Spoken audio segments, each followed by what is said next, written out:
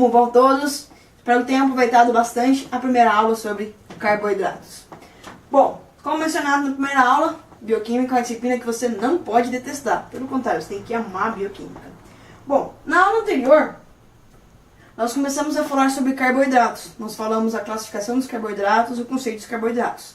Falamos que eles são classificados de acordo com a quantidade de carbonos, entre ioses, tetroses, pentoses, hexoses, e com relação ao grupo funcional, em aldoses e cetoses.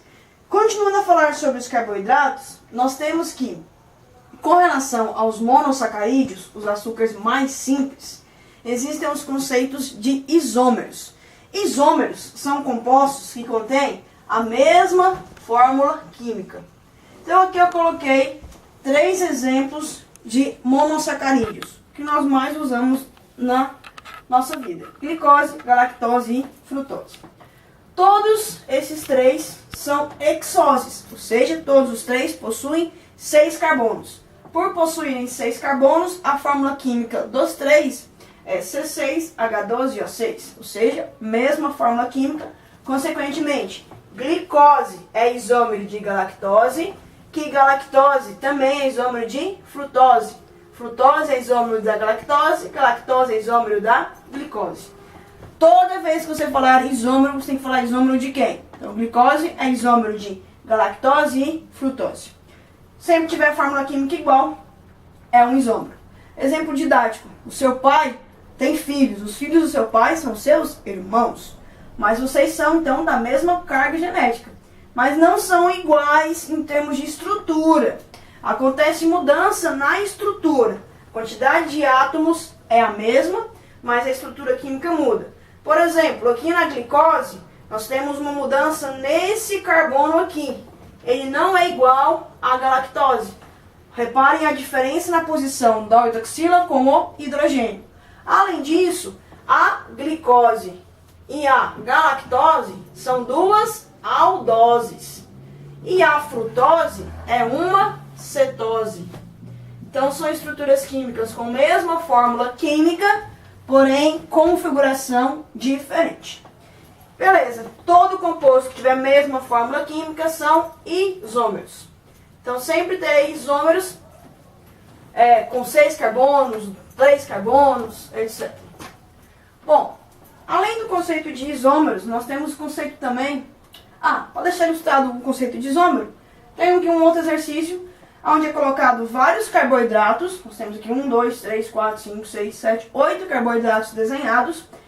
E é para vocês agruparem de acordo com os respectivos isômeros. Então, por exemplo, se nós temos aqui um carboidrato com 1, 2, 3 carbonos, ele é isômero de outro carboidrato que contém também 3 carbonos. Outro que contém 3 é esse aqui. Esse carboidrato é o gliceraldeído. Esse outro é dihidroxicetona. Então, os dois são isômeros. Para deixar de maneira mais didática, eu agrupei-os de acordo com cores. Então, aqui no caso, os 2 azuis são 2 trioses. Fórmula química C3H6O3. Então, as 2 moléculas aqui em azul são isômeros. Outras moléculas que são isômeros são a eritrulose, que é isômero da eritrose. Os 2 compostos são tetroses, fórmula química C4H8O4. Outros compostos que são isômeros é a ribulose, que é isômero da ribose. Os 2 possuem 5 carbonos, os 2 são pentoses. Fórmula química C5H10O5. Então a ribulose é isômero da ribose. E por último nós temos aqui 2 carboidratos da classe das hexoses, contendo então 6 carbonos. Fórmula química C6H12O6. A diferença básica entre os isômeros, nesses ilustrados aqui, é com relação ao grupo funcional, onde eu tenho um grupo, uma triose, que é uma aldose, e outra, uma triose, que é uma cetose. Então os 2 são isômeros, mudando apenas o grupo funcional. E nós temos outro conceito, o conceito de epímeros. Epímero é um tipo de isômero. Então, todo epímero também é isômero. O epímero é um isômero no qual acontece a mudança, a alteração na ligação em um único carbono. sem contar o grupo funcional. Então eu não comparo epímeros de grupos funcionais diferentes. Eu comparo epímeros de mesmo grupo funcional. Então, a frutose é uma cetose. A galactose e a glicose são aldoses. Então a frutose não é epímero nem da galactose e não é epímero nem da glicose. Comparando então as duas aldoses, glicose e galactose. Olhando a estrutura química, o primeiro carbono está igual, o segundo carbono está igual, o terceiro carbono está igual, quarto carbono, há uma mudança no quarto carbono. A hidroxila está à direita na glicose, na galactose a hidroxila está à esquerda. Essa mudança em um único carbono faz com que a glicose seja epímero da galactose. Consequentemente, a fórmula química dos dois é a mesma. Então, a galactose e a glicose são epímeros e também são isômeros. Então, se perguntassem para vocês, exemplo de um isômero que seja epímero, nós temos aqui a galactose e a glicose. Então, todos os três possuem a mesma fórmula química, são isômeros. Porém, a frutose é uma cetose, então não tem como ser epímero de uma aldose. Espero que vocês tenham entendido os conceitos de epímeros e o conceito de isômeros. Isso é para os monossacarídeos. Além disso, nós temos que o monossacarídeo ele pode ter configuração estereoquímica diferente. O que é isso? Se você pega a sua mão, coloca no espelho, ele possui a imagem espelhada oposta do que é na realidade. Por exemplo, se eu olho no espelho, o meu lado direito no espelho vira o meu lado esquerdo. Então essa imagem espelhada faz com que há uma mudança na configuração das ligações químicas. Então nós temos que todo monossacarídeo possui duas configurações enantioméricas, duas configurações espelhadas. Essas configurações não se sobrepõem, igual a nossa mão. Se eu pegar a minha mão, aonde o dedo mindinho começa, e colocar sobre essa mão aqui, as duas não se sobrepõem. É o que acontece com a configuração enantiomérica. As configurações não se sobrepõem.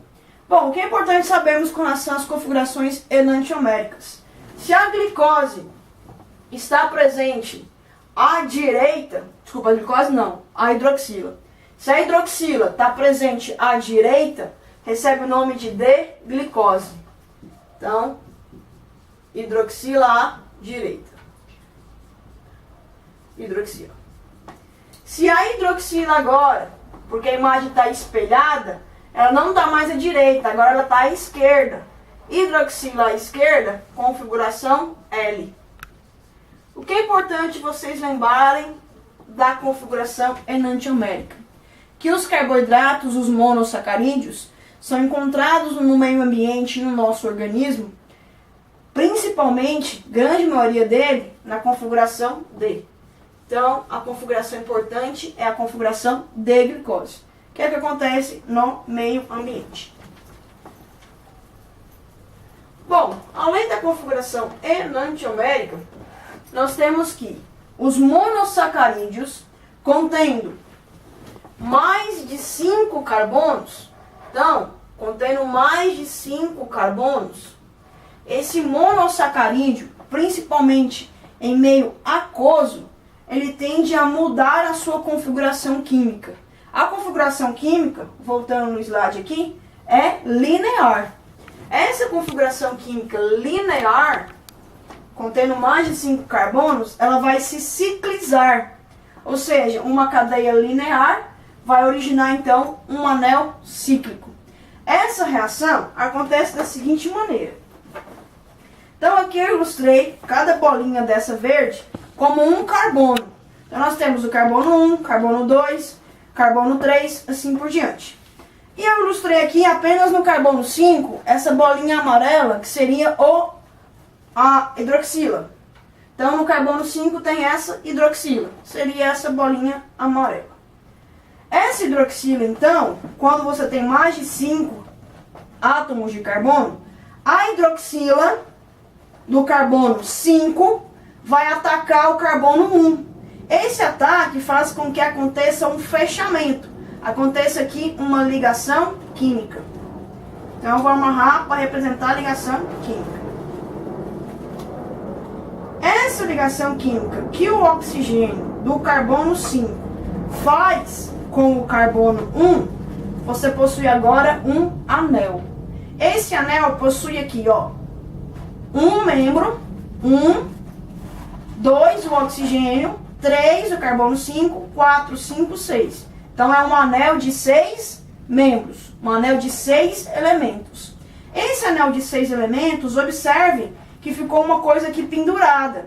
Essa coisa pendurada é o carbono 6, porque o carbono 5 ataca o oxigênio do carbono 5 ataca o carbono 1. E ficou aqui o carbono 6. Esse carbono 6 fica fora do anel. Então não fica dentro do anel. Dentro do anel fica o átomo de oxigênio do carbono 5, carbono 5, 4, 3, 2, 1. Em sentido horário, sempre nós teremos que o oxigênio aqui, a bolinha amarela. No próximo sentido, nós temos sempre o carbono 1. Como então o oxigênio atacou o carbono 1, houve uma mudança. Nós tínhamos aqui um aldeído, C dupla O. Esse aldeído vira agora um álcool. Esse álcool pode ter configuração para baixo, a hidroxila está para baixo, ou pode ter configuração para cima, a hidroxila está para cima. Ou seja, quando há a ciclização desse monossacarídeo, a hidroxila pode estar para cima ou pode estar para baixo. Se a hidroxila estiver para cima, hidroxila do carbono 1, nós teremos a alfa-glicose. Se a hidroxila estiver para baixo, falei errado, desculpa. Se a hidroxila estiver para baixo, nós temos a alfa-glicose. Então, hidroxila para baixo, alfa. Hidroxila para cima, nós temos a configuração beta. Isso acontece quando você pega o açúcar da sua cozinha, ou melhor, a glicose que está sólida, e você solubiliza na água. A glicose, então, sólida, está na configuração linear. Quando você solubiliza a glicose, você faz com que ela tenha configuração cíclica. Beleza.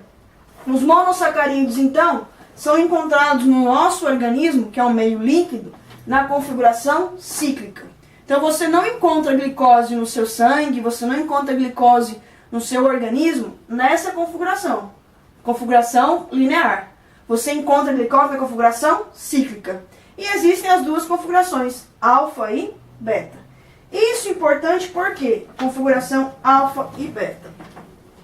Quando eu tenho 2 monossacarídeos na configuração cíclica, sempre cíclica, esses 2 monossacarídeos podem se ligar.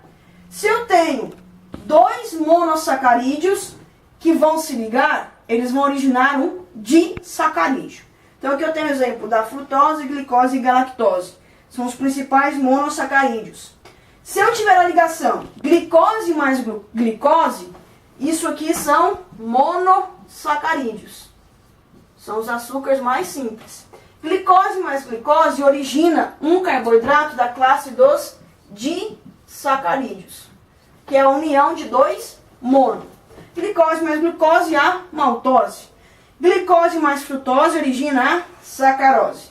Glicose mais galactose origina a lactose.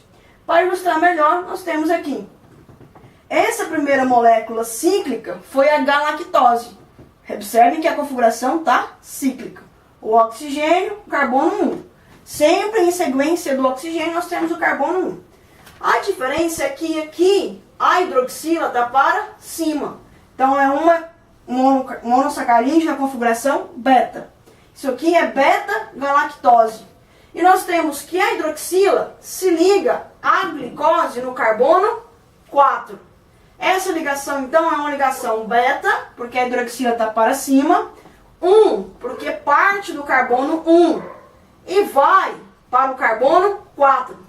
Então, essa ligação é assim representada. Ligação beta 1, 4.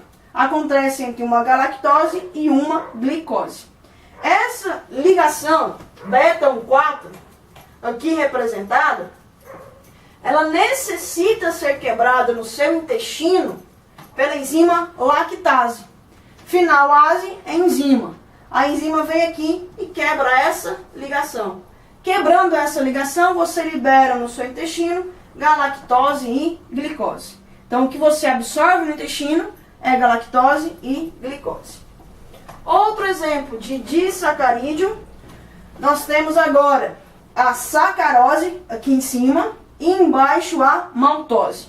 Sacarose é a união de glicose mais frutose. Aonde a união, reparem que a hidroxila está para baixo. Hidroxila para baixo, ligação alfa. Então acontece uma ligação alfa 1, porque está no carbono 1, 4. Essa ligação origina a sacarose. Então toda vez que tiver a ligação glicose frutose alfa 1, 4, você tem então a sacarose. Aqui está sucrose porque é o nome em inglês. Se você tem agora glicose mais glicose, hidroxila para baixo, você vai ter uma ligação alfa 1, parte do carbono 1, vai para o carbono 4. Ligação alfa 1, 4, origina então a maltose. Duas glicoses, ligação alfa 1, 4. Para que você consiga então quebrar a sacarose e a maltose, entra em ação a enzima, as enzimas sacarase e amilase, ou também chamada de maltase. Essas enzimas vêm aqui e quebram essas ligações, liberando então aqui glicose e frutose, aqui glicose e glicose. É então a glicose, a frutose e a galactose puras que você vai absorver no seu intestino. Bom, além dos disacarídeos, se eu tiver aqui, além de duas glicoses ligadas, tiver 4, 10, 20, acima de 20 carboidratos, acima de 20 monossacarídeos, você tem um polissacarídeo. Exemplo de polissacarídeos, nós temos o amido. O amido é um polissacarídeo que funciona como reserva energética. O amido é encontrado nos vegetais. Então, os vegetais possuem como reserva energética o carboidrato denominado de amido. O amido, nós temos aqui várias ligações, cada molécula dessa é uma molécula de glicose. E nós temos aqui ligação alfa, porque está para baixo, 1, 4, e aqui alfa está para baixo, mais 1, 6. Esse aqui é o carbono 6. Então, nós temos dois tipos de ligações no amido, alfa 1, 4 e alfa 1, 6. As nossas enzimas do intestino conseguem quebrar a ligação alfa 1, 4 e conseguem quebrar a ligação alfa 1, 6. Outro tipo de polissacarídeo, agora encontrado nos animais, você não encontra nos vegetais, é o glicogênio. O glicogênio é o polissacarídeo de reserva energética nos animais. O glicogênio é encontrado principalmente no fígado e no tecido muscular. Serve como a primeira reserva energética quando nós temos carência de glicose no sangue. Esse glicogênio, a configuração dele é bem semelhante à do amido. Então nós temos aqui, cada molécula dessa é uma molécula de glicose. Ligação sempre também alfa para baixo. O glicogênio são ligações alfa 1, 4, essas aqui, e ligações alfa 1, 6. Reserva energética dos animais. E por último nós temos o polissacarídeo celulose.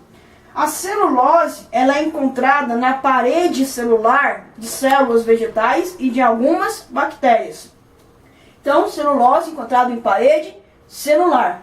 Por que nós seres humanos, graças a Deus, não conseguimos engordar a partir de vegetais, tipo alface e couve? Porque esses vegetais são ricos em celulose, são ricos em parede celular. Na parede celular, a configuração do polissacarídeo é diferente da do amido e do glicogênio. Nos outros, a ligação era alfa, aqui a ligação é beta, porque a hidroxila está para cima. Aqui a hidroxila. Essa hidroxila para cima faz com que a ligação entre cada uma das glicoses seja ligação beta a hidroxila para cima. 1 parte do carbono 1 e vai para o carbono 4. Ligação beta-1,4 depende de uma enzima beta-glicosidase. Nós, seres humanos, nós, animais em geral, não produzimos a enzima beta-glicosidase. Os ruminantes, como aqui a vaca e os cavalos, possuem essa enzima. Por isso que os ruminantes conseguem gerar energia a partir do capim. A celulose é encontrada, por exemplo, no papel. O papel é feito puramente de celulose. Então, o papel é carboidrato. Mas claro que você não engorda. Por que serve o carboidrato celulose se você não digere ele? Serve para regulação do trato digestivo, que são aqui as fibras. Bom, de maneira geral, nós temos que alimentos sem carboidratos basicamente não existe. O carboidrato vai estar presente ou na forma de disacarídeo ou polissacarídeo. Claro que esse polissacarídeo pode ser digerível ou não, como por exemplo não digerível a celulose. Um resumão, nós temos aqui os monossacarídeos, eles podem ser da classe das aldoses ou cetoses, assim como das pentoses, trioses, etc. O mais importante é a glicose. Na próxima aula nós vamos falar sobre a glicólise, que é a quebra da glicose, mostrando a importância desse monossacarídeo. Disacarídeos, uniões de 2 monossacarídeos, polissacarídeos, união de vários monossacarídeos, principalmente união de glicoses, união por ligação alfa ou por ligação beta. Bom, aqui tem uma tabela mostrando a função principal. De maneira geral, a função dos carboidratos funciona como energia, armazenamento de energia. Além disso, nós temos a celulose e a quitina, que tem função estrutural para compor a parede celular e para compor a estrutura da casca dos insetos. E aqui outras funções menos relevantes. Bom, uma vez que você consoma no seu alimento, lá o x-salada, a pizza, você vai consumir então amido, lactose, sacarose. Você consome ou disacarídeo ou polissacarídeo. O monossacarídeo puro é difícil. Quando você consome esse carboidrato, o primeiro lugar que ele passa é pela boca. Na boca ele sofre a ação da enzima alfa-amilase. A amilase quebra amido. Então tudo que não for amido não sofrerá digestão na boca. O bolo alimentar passa da boca, chega no estômago. No estômago não acontece digestão enzimática, porque o pH é muito baixo, as enzimas são todas destruídas. Acontece apenas digestão química. Então, o bolo alimentar vai sofrer ação do suco digestivo, vai para o intestino. No intestino, possui as enzimas isomaltase, lactase, sacarase, etc. Essas enzimas vão atuar nos carboidratos específicos. Sacarase atua na sacarose. Lactase atua na lactose. Liberando, então, no seu intestino um monossacarídeo. Vai haver liberação de glicose. Se você consumiu leite, de galactose e de frutose. Esses monossacarídeos são todos produzidos pela digestão dos polissacarídeos ou dos disacarídeos. Você vai e absorve esses monossacarídeos para o sangue. Bom, existe uma doença muito comum na atualidade que é a deficiência de lactase. A intolerância ao leite. A deficiência de intolerância ao leite é porque o paciente não produz a enzima lactase, ou pelo menos não em quantidade suficiente. Se o paciente não produz a enzima lactase, ele não consegue quebrar a lactose, não consegue produzir no intestino galactose e glicose. A lactose vai servir então como substrato para as bactérias que nós temos no nosso intestino. A lactose, quando convertida pelas bactérias, vai produzir gás carbônico, você vai peidar, e vai produzir algumas substâncias irritantes. E você vai ter então o quadro de diarreia e flatulências. Porque a lactose não foi convertida pela lactase, e sim foi utilizada pelas bactérias, o que gera sensações desagradáveis. Isso é só um resumo do que eu falei. Então nós temos aqui que os monossacarídeos, existem as aldoses e as cetoses, já mencionadas, os isômeros, os epímeros e os enantiômeros. Esses monossacarídeos, eles vão se ciclizar. Quando se cicliza, principalmente presença de água. Além disso, quando os disacarídeos, polissacarídeos, o monossacarídeo vai estar no formato cíclico. Se eu tenho 2 monossacarídeos, eu produzo o disacarídeo. Se eu tenho muitos monossacarídeos, produzem os polissacarídeos. Bom, espero que vocês tenham entendido o conteúdo principal da aula de hoje, que foi a continuação da introdução de carboidratos. Falamos agora sobre isômeros epímeros, ciclização dos monossacarídeos, disacarídeos e polissacarídeos. Na próxima aula falaremos sobre glicólise. Em outra aula seguinte, nós iremos resolver alguns exercícios sobre o conteúdo da aula de hoje. Espero que tenham aprendido. Curtam, deem like, compartilhem, critiquem, comentem, etc. Bons estudos e boa sorte aí.